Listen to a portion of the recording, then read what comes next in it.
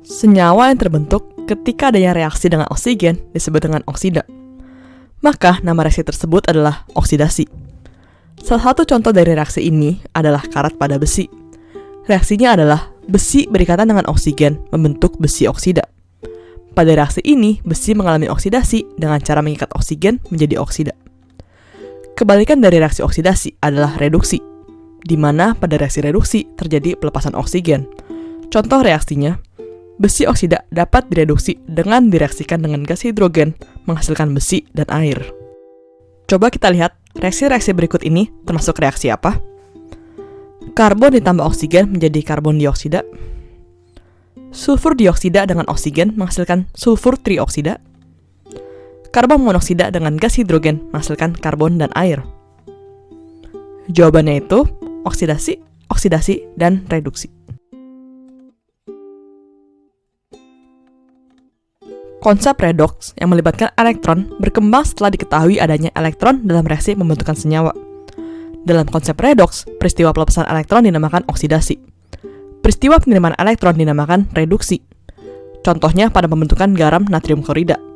Kita bisa melihat adanya ion Na+ yang terbentuk dari atom Na yang melepaskan elektronnya, maka Na disebut mengalami oksidasi.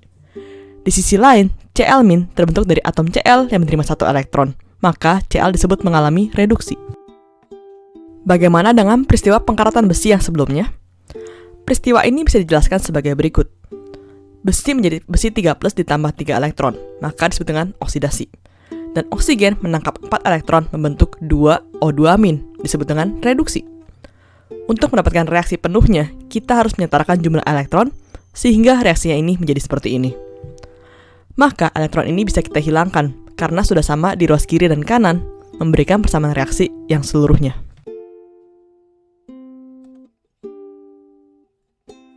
Dalam reaksi redoks, reaksi yang dapat mengoksidasi zat lain disebut oksidator. Sebaliknya, zat yang mereduksi zat lain disebut dengan reduktor.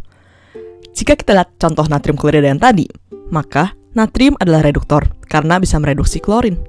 Dan klorin adalah oksidator karena bisa mengoksidasi natrium. Contoh soal, mana yang merupakan oksidator dan reduktor pada reaksi tembaga dan oksigen membentuk tembaga oksida? Jika kita pisahkan reaksi ini ke masing-masing atomnya, maka menjadi tembaga menjadi tembaga 2+ dan 2 elektron. Oksigen menangkap 4 elektron menjadi 2O2-. Maka, tembaga adalah reduktor, tetapi reaksi tembaga itu sendiri adalah oksidasi. Oksigen adalah oksidator, tetapi reaksi oksigen sendiri itu adalah reduksi. Jadi kesimpulannya, zat oksidator adalah zat yang tereduksi, dan sebaliknya, zat reduktor adalah zat yang teroksidasi.